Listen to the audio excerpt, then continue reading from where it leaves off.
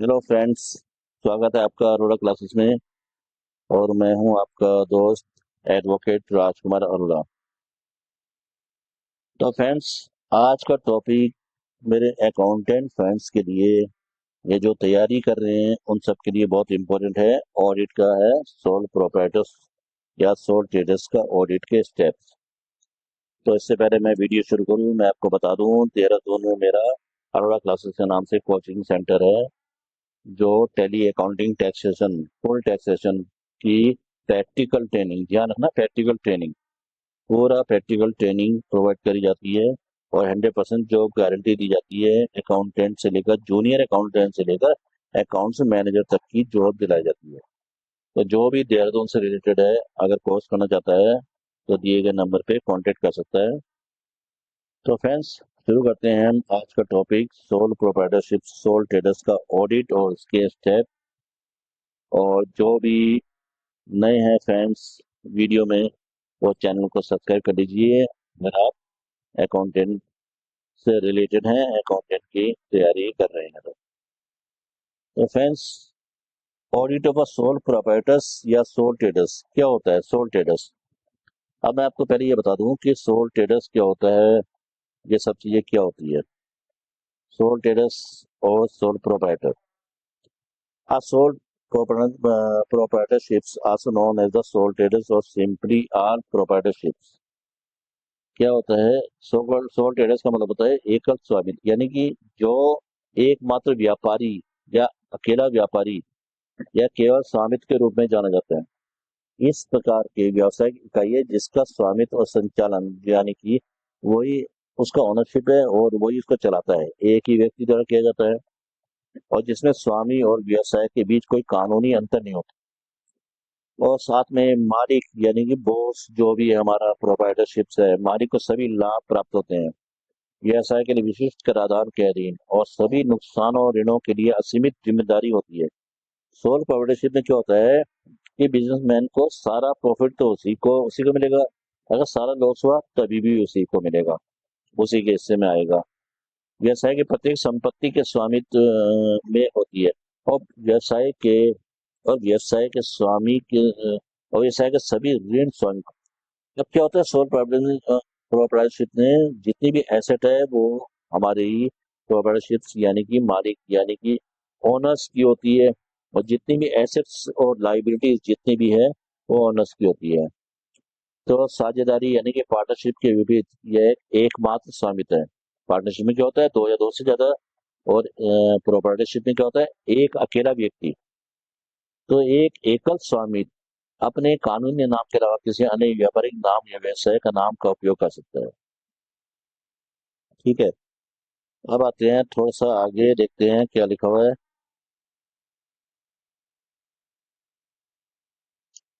अच्छा, बैंक आदि से ऋण प्राप्त करने के लिए एकल व्यापारी को ऑडिट गैर कॉर्पोरेट संस्थाओं, बैंक उधारकर्ताओं के खातों की लेखा परीक्षा के आईसीएसआई के द्वारा निर्धारित नियम के तरीके से किया जाता है। तो वो क्या करते हैं कि इनको ना, अगर इन्होंने अगर ये बिजनेस लिमिट लोन की लिमिट से ऊपर चले गए हैं, ऑडिट की लिमिट से ऊपर चले गए हैं, तो इनको ऑडिट कराना पड़ेगा। और बैंक आदि से ऋण प्राप्त करने के लिए, लोन प्राप्त करने के लिए एक व्यापारी को ऑडिट करना है। अब ऑडिट का प्रोसेस क्या है इनका, तो यहाँ समझना। सबसे पहले है अकाउंट्स। अकाउंट्स यानी कि लेखा। तो लेखा पुस्तकों और अभिलेखों के रखरखाव की प्राथमिक जिम्मेदारी एक व्यापारी की होती है। इनके जितने भी डॉक्यूमेंट्स हैं उनको रखने की जिम्मेदारी किसकी है? सोल प्रोप्राइटरशिप्स की है। क्योंकि एकल व्यापारी द्वारा रखी जाने वाली लेखा पुस्तकों को निर्धारित करने वाला कोई कानून नहीं है, इसलिए लेखा परीक्षक के लिए उसे रखी जाने वाली पुस्तकों और अभिलेखों के स्वरूप और विषय वस्तु के बारे में सलाह देना आवश्यक होता है। नंबर 2 आता है ऑडिटर। ऑडिटर क्या हो गया? एक व्यापारी इस ऑडिट यानी कि सोल प्रोप्राइटर सोल ट्रेडर इस ऑडिट को करने के लिए किसी भी अभ्यासरत चार्टर्ड अकाउंटेंट यानी कि एक प्रैक्टिसिंग चार्टर्ड अकाउंटेंट को हायर करेगा। इसी तरह वह ऑडिटर को बदलने के लिए भी स्वतंत्र होता है, और चार्टर्ड अकाउंटेंट को चेंज भी कर सकता है। ऑडिट को ऑडिटर को ऑडिट स्वीकार करने के से पहले एकल स्वामी से नियुक्ति का पत्र प्राप्त कर लेना चाहिए। ऑडिटर को अपनी रिपोर्ट उसे नियुक्त करने वाले व्यक्ति को प्रस्तुत करनी होती है। तो अकाउंट्स का ऑडिट करने के लिए चार्टर्ड अकाउंटेंट अपॉइंट करना पड़ता है। ठीक है, अब आते हैं हम नेक्स्ट देखते हैं क्या पॉइंट है, ऑडिट प्रोसीजर। ऑडिट प्रोसीजर क्या है? ऑडिट प्रोसीजर यानी कि लेखा परीक्षा प्रक्रिया है। लेखा परीक्षक को इस बारे में अपनी राय व्यक्त करनी होगी कि क्या वित्तीय विवरण एक और व्यापारी के मामलों की स्थिति का सही और निष्कर्ष दृष्टिकोण देता है। ऑडिट क्या होता है? The auditor is required to express his opinion as to the whether the financial statement give a true and fair view of the state of the affairs of the sole traders. क्या sole traders का CA यही तय करेगा ना कि क्या soul trader अपने मामलों की स्थिति का सही और निष्पक्ष दृष्टिकोण देता है। इस रिपोर्ट को देने में लेखा परीक्षक को अपने पेशेवर कौशल और विशेषज्ञ का उपयोग करना होगा और मामले की परिस्थिति के अनुसार उसे लेखा परीक्षक कानून परीक्षण लागू करने होंगे। तो ऑडिटर को क्या करना होगा इसके लिए? अपनी एक्सपर्टाइज, जितना भी एक्सपर्टाइज होता है ऑडिटर को वो करना होगा, और लेखा परीक्षा रिपोर्ट की सामग्री पर विचार करते हुए उसे सिद्धांतों को लागू करके लेखा परीक्षा करनी होगी जो कॉर्पोरेट क्षेत्र में लेखा परीक्षा के लिए लागू होते हैं।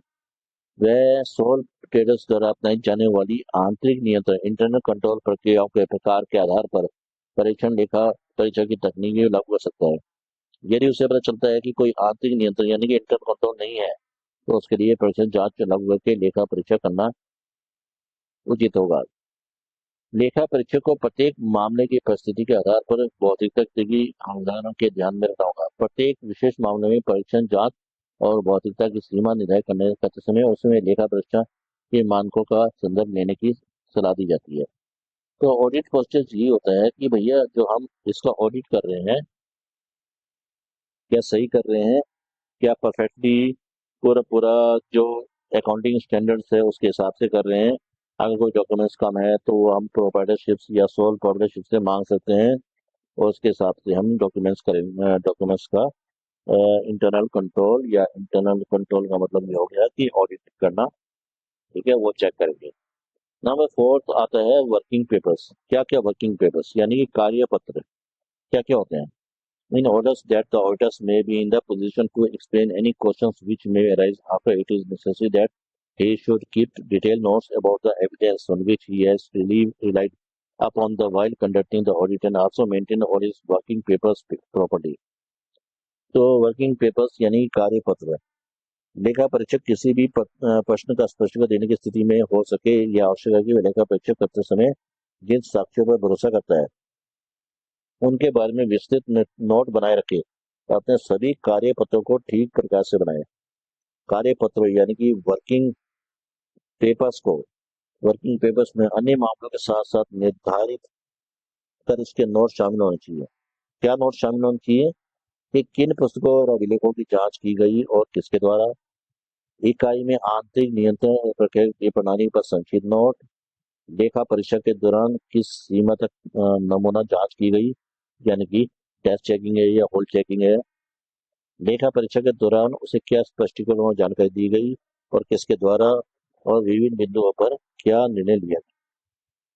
तो कुल मिलाकर ये है, वर्किंग पेपर्स में हम ये सब चीजें नोट करते हैं कि भाई क्या क्या चीज जांच की गई, किसके द्वारा जांच की गई, ठीक है, किस सीमा तक जांच की गई, ठीक है, और हमारी जांच कैसी थी।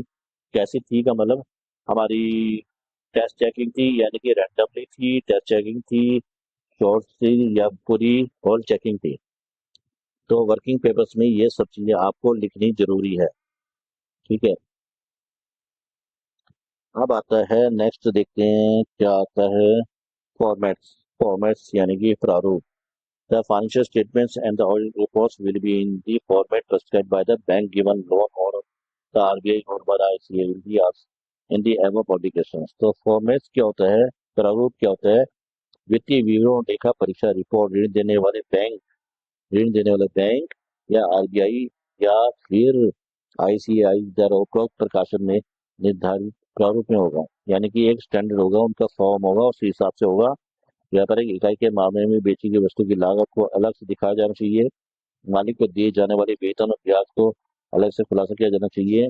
व्यापारिक इकाई के मामले में व्यय की कोई भी आइटम जो महत्वपूर्ण है, जैसे कि कुल बिक्री का 5%, या उससे अधिक उचित शीर्षक के तहत अलग से दिखाया जाना चाहिए। ध्यान रखना फ्रेंड्स, अगर हमारी कोई सेल हुई है, in case of trading entities any item of expenditure which is significant stage 5 or more to the stage should be simply shown under the appropriate head। Excuse me, अगर आपका व्यापारिक कर के मामले में व्यय का कोई भी आइटम जो महत्वपूर्ण है, अगर कोई खर्चा हमारा महत्वपूर्ण है, इंपॉर्टेंट है, जैसे कि जो कि कुल बिक्री का 5% या उससे भी अधिक है, तो उसको अलग से शीर्षक में दिखाया जाए, इंडिकेट कर दिया जाए। 6 आता है टैक्स प्रोविजन, कर प्रावधान। तो इसको भी देख लेते हैं। In the case of sole traders it is possible that he may be having other income exam income from house property dividends and other source which is not credited in the books relating to the business entity which is being audited। तो six कहता है, एक व्यापारी के मामले में यह संभव है कि उसके पास अन्य आय हो, जैसे कि घर की संपत्ति आय, लाभांश और अन्य स्रोतों से आय, जो उस व्यावसायिक इकाई से संबंधित पुस्तकों में जमा नहीं की जाती, जिसका ऑडिट किया जा रहा है। ऐसे मामलों में सभी स्रोतों से उसकी कुल आय के संबंध में व्यक्ति की कुल कर देयता पर का पता लगाना आवश्यक होगा। और व्यापार में व्यवसाय आय से संबंधित अनुपातिक कर का प्रावधान ऑडिट के तहत खातों में किया जाना चाहिए। ऐसे मामलों में एक विशिष्ट नोट दिया जाना चाहिए कि कर देयता अनुपातिक आधार पर वित्तीय विवरण प्रदान की गई है। किसी भी वर्ष में कर देयता की गणना करने के लिए खर्चों की अस्वीकृति का पता लगाने के लिए का पिछले रिकॉर्ड का संदर्भ लिया जाना चाहिए। संबंधित वर्ष के लिए लागू आयकर खाते को प्रावधानों के ध्यान में रखते हुए देयता को अनुमान लगाया जाना चाहिए। तो ये क्या कह रहा है, ये कह रहा है इसमें हमारे पास टैक्स प्रोविजंस में कि जब टैक्स प्रोविजंस की बात आती है तो हम ना इनकम टैक्स में ना अपना in profit and loss account में बहुत सारी इनकम कोई और बिजनेस की भी होती है हर प्रॉपर्टी में, जैसे कि अपनी हाउस प्रॉपर्टी की इनकम, रेंट की इनकम, लाभांश, डिविडेंड, अन्य स्रोत या अदर सोर्सेस है। तो इस सब को प्रॉपर तरीके से लिया जाए और तब जाके इसको टैक्स कैलकुलेट करा जाए। और जो नॉन बिजनेस इनकम है, नॉन बिजनेस एक्सपेंडिचर है, उसको भी ध्यान में रखा जाए। और नॉन बिजनेस इनकम है, उसको भी ध्यान में रखा जाए। क्यों ध्यान में रखा जाए? क्योंकि ये हम सिर्फ बिजनेस की इनकम निकाल रहे हैं यहाँ पे। तो नॉन बिजनेस इनकम कौन सी होगी हमारे केस में? घर की संपत्ति, यानी कि income from house property, dividend, other sources income. तो ये सब अदर साइड में जाएंगे, ये बिजनेस के हेड में नहीं जाएंगे। इन सबको माइनस कर देना चाहिए कंपटीशन बनाते समय। 7th आता है हमारे पास अचल fixed asset. Fixed asset is equal to अचल संपत्ति। Whether the original cost of fixed asset is not available, the book value of the fixed asset on the first day of the financial year under audit can be taken as the original cost of the fixed asset। तो fixed assets का क्या तरीका है कि जहाँ अचल संपत्ति की मूल लागत उपलब्ध नहीं है, जहाँ मुझे नहीं पता कि भैया इसकी लागत क्या है, कॉस्ट क्या है, वहाँ लेखा परीक्षित वित्तीय वर्ष के प्रथम दिन अचल संपत्ति के बही मूल्य को अचल संपत्ति की मूल लागत के रूप में लिया जाता है। यानी कि जो हमारे पास लेजर में जो रेट है, excuse me, जो हमारे पास अचल संपत्ति का बही मूल्य को अचल संपत्ति के मूल लागत के रूप में ले लिया जाएगा। 8th आता है related concerns. Related concerns is equal to हमारे पास संबंधित संस्थाएं। क्या होगा? Investments in concerns wherein proprietors और his relatives are interested are to be shown separately under the head investments. तो रिलेटेड कंसर्न्स कौन हो गए? संबंधित संस्थाएं कौन सी होगी? ऐसी संस्थाएं में निवेश जिसमें स्वामी या उसके रिश्तेदार उचित रखते हैं, रिश्तेदार रुचि रखते हैं, उन्हें निवेश शीर्षक के अंतर्गत अलग से दिखाया जाना चाहिए। जाहिर सी बात है, इन्वेस्टमेंट है तो अलग शीर्षक के अंतर्गत दिखाएंगे। इसी तरह स्वामी या संबंधित संस्थाओं को दिए गए ऋणों को ऋण शीर्षक के अंतर्गत अलग से दिखाया जाना चाहिए। प्राप्य राष्ट्रीय ऋण और उधार के संबंध में इसी तरह की जानकारी। तो रिलेटेड कॉन्सेंट्स का इसमें लोन हो गया, इन्वेस्टमेंट हो गया, या कोई बोरोइंग्स होगी, वो सबको अलग से दिखाना चाहिए। इन शॉर्ट ये कह रहा है। फिर आता है accumulated losses.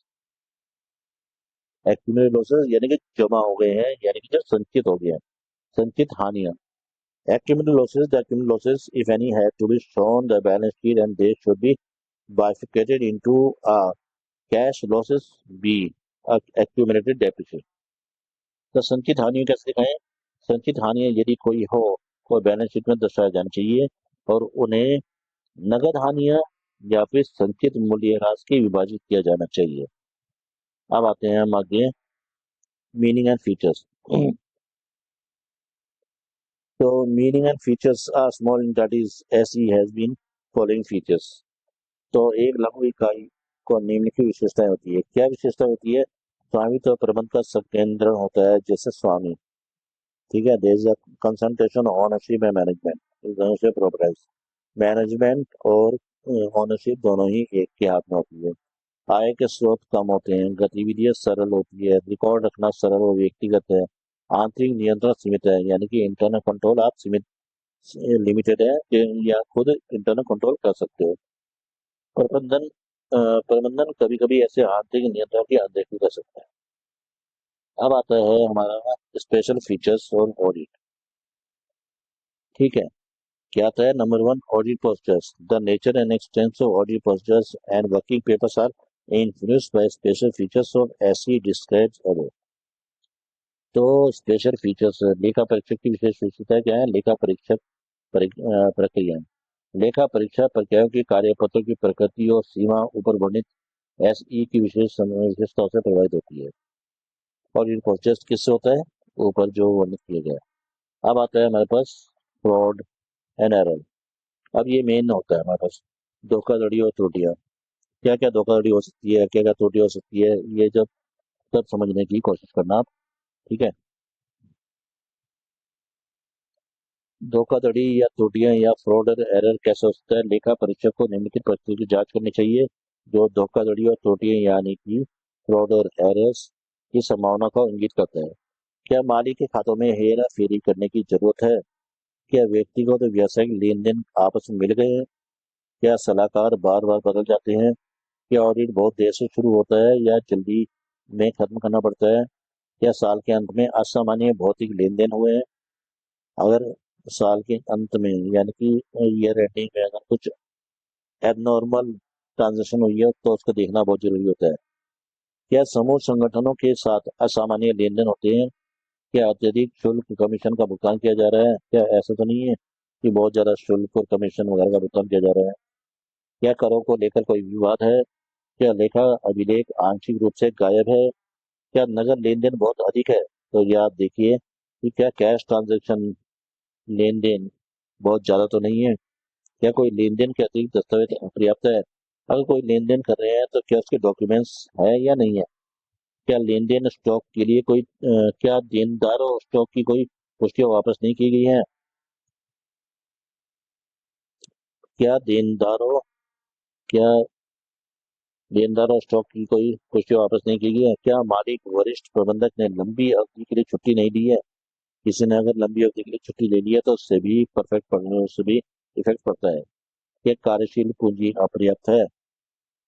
Weather working capital is insufficient? क्या पहले से ऑडिट रेपो की टिप्पणियां हैं? क्या स्टॉक रिकॉर्ड नहीं रखे गए हैं? तो ये सब चीजें हमें चेक करनी पड़ती है या फिर अपनी जानकारी में लानी पड़ती है। नंबर 3 आता है ऑडिट एविडेंस। ऑडिट एविडेंस और adequate audit evidence supporting documents के साथ में अवेलेबल नॉट बीन अवेलेबल।